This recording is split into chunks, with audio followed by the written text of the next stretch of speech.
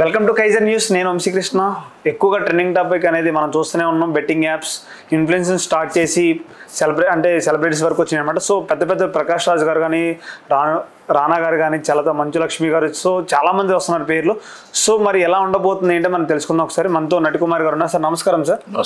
Sir ఇప్పుడు ఎక్కువ చూసుకుంటే బెట్టింగ్ యాప్స్ అని ఇన్ఫ్లుయెన్స్ని స్టార్ట్ చేసి సెలబ్రిటీస్ వరకు వచ్చింది.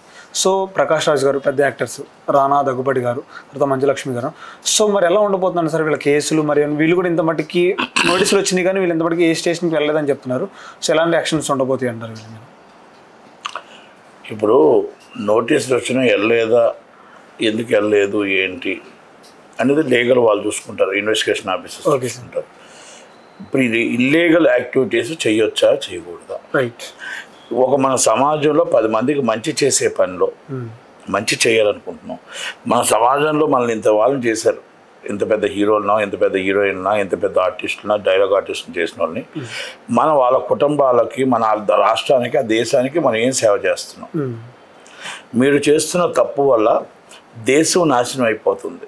మీరు చేస్తున్న తప్పు వల్ల దొంగతనాలు పెరిగిపోతున్నాయి, దోపిడీలు పెరిగిపోతున్నాయి, మానభంగాలు పెరిగిపోతున్నాయి, డ్రగ్స్కి అలవాటు పడిపోతున్నారు, గంజాయికి అలవాటు పడిపోతున్నారు, చైన్ టార్చింగ్ పెరిగిపోతుంది. ఇన్లీగల్ యాక్టివిటీస్ అన్నీ మీ వల్ల పెరుగుతున్నాయి. మీరు ప్రమోషన్ చేసింది పేపర్లో 10 నిమిషాలు డబ్బు వేయండి, 20 నిమిషాల్లో డబ్బులు కొట్టుకోండి అంటున్నారు. వాళ్ళు ఏం చేస్తున్నారు? అమాయకులు తెలియని వాళ్ళు 1 లక్ష రూపాయలు పోగొట్టుకుంటే ఆ 1 లక్ష రాబెట్టుకోవడం కోసం వాళ్ళు ఎంత దాకైనా దిగజారుతున్నారు. చైన్ దొంగతనానికైనా వెళ్తున్నారు, లేకపోతే మనుషులను చంపడానికైనా వెనకాడట్లేదు, లేకపోతే డ్రగ్స్ అమ్మటానికి, డ్రగ్స్ తాగటానికి, ఇంకా బళ్ళు దొంగతనం చేయడానికి, 2 వీలర్ దొంగ అంటే చైన్ దొంగతనం. ఎంత డబ్బు ఎక్కడికి వెళ్తుంది? బెట్టింగ్ యాప్కి వెళ్తుంది. బెట్టింగ్ యాప్ నుంచి ఎక్కడికి వెళ్తుంది? విదేశాలకు వెళ్తుంది. నష్టం ఎక్కడ వస్తుంది? మన రాష్ట్రానికి వస్తుంది, మన దేశానికి వస్తుంది. మనం మొత్తం టోటల్గా ఒకప్పుడు 2010లో 41 రూపాయి ఉండే డాలర్ రేట్ ఈరోజు 87 రూపాయలు డాలర్ రేట్. అంటే దీనివల్ల జనాలకి, ఆడిన వాళ్ళకి నష్టం కాదు, ఆడిన వాళ్ళు ప్రాణం పోవడమే కాదు, దేశానికి, రాష్ట్రానికి మొత్తం టోటల్ గ్రోత్ తగ్గిపోయి మన రూపాయి విలువ పడిపోయి మన మనీ రూపంలో మన దగ్గర మనీ బయటికి వెళ్ళిపోతే ఇక్కడ మనీ కరువు రాష్ట్రం అయిపోతుంది, కరువు దేశం అయిపోతుంది. ఆ పరిస్థితి మీరు తీసుకొస్తున్నారు. మీలాంటి వాళ్ళు మీరు చేయడం వల్ల ఏమవుతుందంటే ఈ ఇన్ఫ్లుయెన్సర్స్, ఈ చిన్న యూట్యూబ్లో వీళ్ళందరూ కూడా ఆలే చేస్తున్నారు, అంత పెద్దోళ్ళే, మేమెందుకు చేయకూడదు అని మొత్తం టోటల్గా దీన్ని, ఈ యాప్స్ని మొత్తం టోటల్గా ఒకే రూపాయి కొంత కక్కుర్తి పడో లేకపోతే ఇంకోటి పడో చేస్తున్నారు. చేయడం వల్ల ఏమవుతుందంటే ఒక మనిషి బానిస అయిపోతున్నాడు. ఫోన్ మన చేతిలో ఉంది. ఆ ఫోన్లో టైంపాస్ కోసం మనకు 1000 రూపాయలు ఉదయం అంతా పనిచేస్తే 1000 రూపాయలు వస్తుంది. ఈ 1000 రూపాయల వల్ల ఆడితే బెటర్ కదా, ఆడితే మనకు లక్షలు వస్తున్నాయని చెప్తున్నారు. విజయ్ దేవరకొండ గారు చెప్తున్నారు 1 లక్ష వస్తుంది, లేకపోతే ప్రకాష్ రాజ్ గారు చెప్తున్నారు, మన రానా గారు చెప్తున్నారు, అంత పెద్దవాళ్ళు చెప్తున్నారు కదా అని వాళ్ళు దానికి అలవాటు పడుతున్నారు. అయితే ఇది నష్టపోయిందని పూడ్చుకోవడానికి, ఈ నష్టాన్ని పూడ్చుకోవడానికి, దొంగతనానికి, ఇన్లీగల్ యాక్టివిటీస్ ఏ ఉన్నాయో ఆ టైంకి డబ్బు రావాలి, ఆడాలి అని దానికి వెళ్ళిపోతున్నారు. వెళ్ళిపోవడం వల్ల వాళ్ళ ప్రాణాలు పోగొట్టుకుంటున్నారు.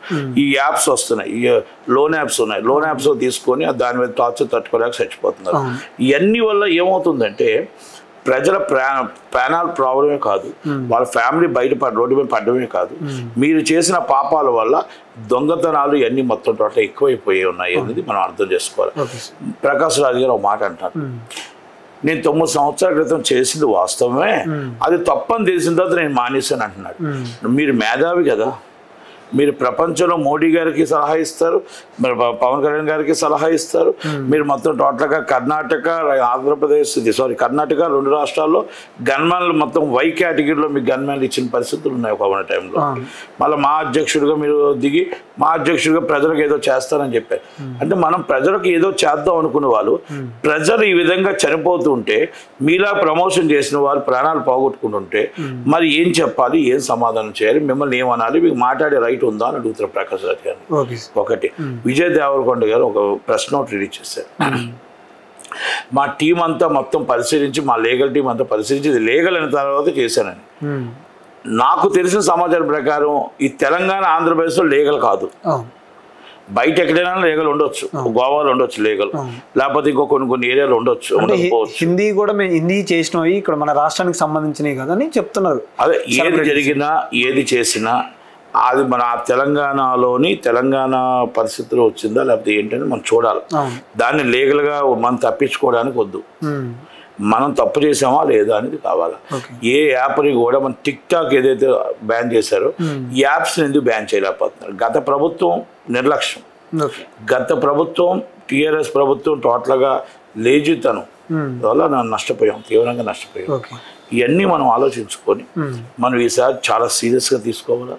ఒకటి, ఎవరైతే ఇన్ఫ్లుయెన్సర్ మనం ఎవరైతే ప్రమోషన్ చేశారో ఆ యాప్లో ఎంతో ఆ యాప్ ద్వారా ప్రాణాలు పోగొట్టుకున్నారా, లేకపోతే ఆత్మహత్యలు చేసుకుని హత్య ప్రయత్నం జరిగింది, ఏం జరిగిందని చూసుకొని ఆ డబ్బు ఎంత నష్టపోయింది, ఆ యాప్ చైర్మన్ దొరుకుతాడో దొరకడా, దొరకకపోతే ఎవరైతే ప్రమోషన్ చేశారో వాళ్ళ ఆస్తులు జప్తు చేసి వాళ్ళ దగ్గర డబ్బులు వసూలు చేసి వీళ్ళకి డబ్బులు ఇవ్వాల్సిందిగా నేను గవర్నమెంట్ని రిక్వెస్ట్ చేస్తూ, వాళ్ళ మీద గ్యామ్లింగ్ యాక్ట్ 2017 యాక్ట్ కేసే కాకుండా ఒకవేళ ఆ యాప్లో ఆడిన వాళ్ళు ఎవరైనా చనిపోయి ఉంటే మర్డర్ కేసు కూడా ఈ ప్రమోషన్ చేసిన వాళ్ళని పెట్టమని, నేను ఇంత స్ట్రిక్ట్గా ఉంటేనే కానీ యాప్స్ అన్నీ కూడా ఒకవేళ ప్రజల దగ్గర ఉంటే తిరస్కరించండి, డిలీట్ చేయండి.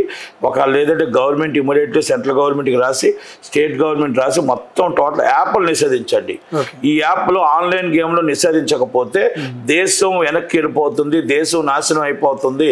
సెంట్రల్ గవర్నమెంట్ మేలుకోండి, బండి సంజయ్ గారు మేలుకోండి, కిషన్ రెడ్డి గారు మేల్కోండి, రేవంత్ రెడ్డి గారు మేల్కోండి, చంద్రబాబు నాయుడు గారు మేల్కోండి.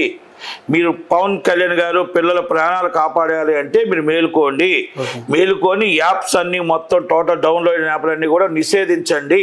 మన యూట్యూబ్లు కొన్ని ఎలా నిషేధించబడ్డాయో ఇలాంటి యాప్స్ అన్నీ కూడా మొత్తం తీసేయడానికి కేంద్రంతో సర్కస్ చేసి మనకి టిక్ టాక్ ఎలా తీసామో ఈ ఆన్లైన్ గేములు తీసేయండి. ఇష్టపడిన వాడు పర్మిషన్ గోవాకి వెళ్తాడు, ఇష్టపడిన వాడు శ్రీలంకకి వెళ్తాడు, ఇష్టపడి బాగా డబ్బు ఉన్నాడు అమెరికాకి వెళ్తాడు, లేకపోతే మకావుకి వెళ్తాడు, ఎక్కడికొకరికి వెళ్తాడు, సింగపూర్ వెళ్తాడు, ఎక్కడ వెళ్తారు. మనకెందుకండి? ఆ డబ్బు పోతే వాళ్ళ ఫ్యామిలీ బాధపడుతుంది, దేశం బాధపడదు, లేకపోతే రాష్ట్రం బాధపడదు, లేకపోతే వాళ్ళ ఫ్యామిలీ బాధపడదు, వాళ్ళ ఫ్యామిలీ ఒక్కలే బాధపడతారు. కనుక ఇలాగ కానీ మనం తిప్పితే కొన్ని కోట్లాది మంది అమాయక ప్రజలు, పేదవాళ్ళు, లేని వాళ్ళు అందరూ కూడా మన ఇరిటేట్ అయిపోయి దానికి ఇబ్బంది పడతారు. దీనివల్ల దొంగతనాలు జరుగుతున్నాయి, మానభంగాలు జరుగుతున్నాయి, మర్డర్లు జరుగుతున్నాయి, మొత్తం చైన్ ట్యాచింగ్ జరుగుతుంది, ఇవన్నీ చాలా జరుగుతున్నాయి, బళ్ళు దొంగతనాలు జరుగుతున్నాయి. అంటే ఆడియాలని నాకు ఆతృత, రావాలని నాకు ఆతృత. కనుక దయచేసి హీరోలు కూడా ఇప్పుడైనా మేలుకొని ఈ యాప్స్ అన్ని ఆడొద్దని చెప్పి ప్రతి ఒక్కరు సంసార్లో పొగాకు తాగడం, సిగరెట్ తాగడం హానికరం అని ఎలా చెప్తున్నారో ప్రతి ఒక్కరు కూడా సినిమాకి ముందు యాడ్ వేసి ఈ ఆన్లైన్ బెట్టింగ్ ఏమైనా ఆడొద్దు, ఇది ప్రమాదకరం. ఎందుకంటే ఫ్యాన్స్ మీ మాటే వింటారు కాబట్టి ఈజ్ అ బిగ్ స్టార్ నుంచి స్మాల్ స్టార్ దాకా ప్రతి ఒక్కరు కూడా దీని మీద మాత్రం మెసేజ్ ఇవ్వాల్సిందిగా అందరికీ నా విన్నపం, రిక్వెస్ట్. 10 మందిని బాగు చేయడం కోసం మన మెసేజ్ ఇవ్వండి. దీంట్కి కూడా డబ్బులు ఏమి రావు, దీనికి డబ్బులు వస్తాయి, ఇది కూడా మాకు ఎవరైనా గవర్నమెంట్ లేకపోతే ప్రజలు ఏమైనా డబ్బులు ఇస్తారనుకుంటే మీ భ్రమ. ఇది ప్రజలను కాపాడాలి, దేశాన్ని కాపాడాలి, రాష్ట్రాన్ని కాపాడాలంటే దయచేసి మీరు ఈ మెసేజ్ ఇవ్వాలి. మెసేజ్ ఇవ్వలేని వారు మన రాష్ట్రానికి, మన దేశానికి పౌరుడిగా కాదని మనం అనుకుంటాం. ఎందుకంటే మంచి చేయడానికి ముందుకు రావాలి, చెడు చేయడానికి ముందుకు రావడానికి, మంచి చేయడానికి రండి. దయచేసి ప్రతి ఒక్కరు, క్రికెటర్ రండి, అలాగే సినిమా ఆర్టిస్టులు రండి, పొలిటికల్ లీడర్స్ రండి, ఈ టాప్ హీరోయిన్స్ రండి, సెలబ్రిటీస్ రండి, అందరూ రండి. ఎందుకంటే ఇలాంటివి మనం హానికరం, ఇలాంటివి రాబోదు. ఎందుకంటే డ్రగ్స్ కంటే, మీకు గంజాయి కంటే హెరిటేజ్ జోజమాట అనేది చాలా డేంజర్. కనుక మన దాంట్లో ఇక్కడ కేసునో కానీ, మట్కా కానీ, లేకపోతే ఆల్రెడీ గుళ్ళాట్లు కానీ ఇవన్నీ బంద్ ఉన్నాయి, క్రికెట్ బ్యాటింగ్లు కానీ ఇవన్నీ నిషేధించబడినాయి. కాబట్టి ఇక్కడ ఆడటానికి లేదు, తెలంగాణ ఆంధ్రప్రదేశ్ గేమింగ్ యాక్ట్ ప్రకారం లేదు. కాబట్టి దయచేసి అందరూ సపోర్ట్ చేయమని మనం కోరుకుందాం అంతే. ఓకే సార్, ఇప్పుడు సెలబ్రిటీస్ మీద ఇప్పుడు కేసు నమోదైంది. సో ఫిల్మ్ ఛాంబర్లో కానీ మాట వీళ్ళంతా కలిసి ఉన్నారు కదా, సో వాళ్ళ మీద యాక్షన్ తీసుకోవచ్చా ఫిల్మ్ ఇండస్ట్రీ వాళ్ళు ఎవరైనా? మా మాట ఎవరంటారు? నేను కూడా ఛాంబర్లో ఉన్నాను. అవును, దాము ఉన్నాడు, ప్రసన్న ఉన్నాడు. మేము యాక్షన్ తీసేసుకొని రాసిస్తే ఆ కాగితం ఒక చింపేసి పడేస్తారు అక్కడ. అంతే. ఎందుకంటే మా విలువలు తీసేసిందే గవర్నమెంట్, మా ఆర్గనైజేషన్ వాల్యూ తీసేసిందే గవర్నమెంట్. ఆర్గనైజేషన్ మాట లేకుండా డైరెక్ట్ అయిపోయి డైరెక్ట్ ప్రభాస్ గారు కావాలంటే ఫోన్ చేసుకొని, బాలయ్యబాబు కావాలంటే చిరంజీవి గారు ఫోన్ చేసుకొని వెళ్ళిపోవడం. ఈ డైరెక్ట్ యాక్ట్ ఎప్పుడైతే మనకు కాంగ్రెస్ గవర్నమెంట్ 2014 తర్వాత చంద్రశేఖర్ గారు, చంద్రబాబు నాయుడు గారు రెండు డైరెక్ట్గా మాట్లాడుకోవడం, డైరెక్ట్గా వాళ్ళు డిస్కషన్ చేయడం వల్ల ఆర్గనైజేషన్లు వీక్ చేసేసారు. ఆర్గనైజేషన్ చాలా గొప్పది. చెన్నై ఆర్గనైజేషన్ చూసుకోండి, చెన్నై ఆర్గనైజేషన్ ఎంత స్ట్రాంగ్ ఉంటుందో. ఆర్గనైజేషన్ అనేది చాలా గొప్పది. ఆర్గనైజేషన్ గౌరవించాలి. ఆర్గనైజేషన్ తరపు నుంచే ఏ ఒక్కటైనా చెయ్యాలా. ఇప్పుడు ఏది చేసినా మీరు డైరెక్ట్గా పిలిచి డైరెక్ట్గా ఇప్పుడు ఆ నంది అవార్డులు ఉన్నాయి, గద్దర్ అవార్డులు ఉన్నాయి, నంది అవార్డులు ఉన్నాయి, వాళ్ళే వేసేసుకుంటున్నారు. ఆ FDC చైర్మన్ అయితే డైరెక్ట్ ఆయన వెళ్తున్నాడు, ఆయనే వేసేసుకుంటున్నాడు. సినిమా వాళ్ళకి ఎవరికి సంబంధాలు లేవు. ఎవరికి లేవు. ఛాంబర్ ఎక్కడుందో తెలియదు, కౌన్సిల్ ఎక్కడో తెలియదు ఆయనకి.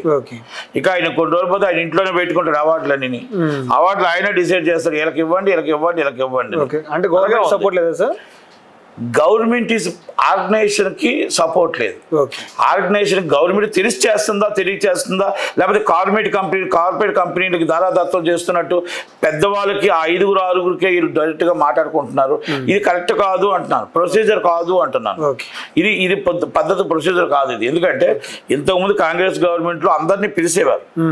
DK అరుణ్ గారు సినిమాటోగ్రాఫర్ మినిస్టర్గా ఉన్నప్పుడు అందరినీ పిలిచి కూర్చోబెట్టి మాట్లాడి దాన్ని మొత్తం టోటల్గా మీకేంటి, మీ చిన్నవాళ్ళకి ఏం కావాలి, పెద్దవాళ్ళకి ఏం కావాలి అన్నీ అడిగేవారు.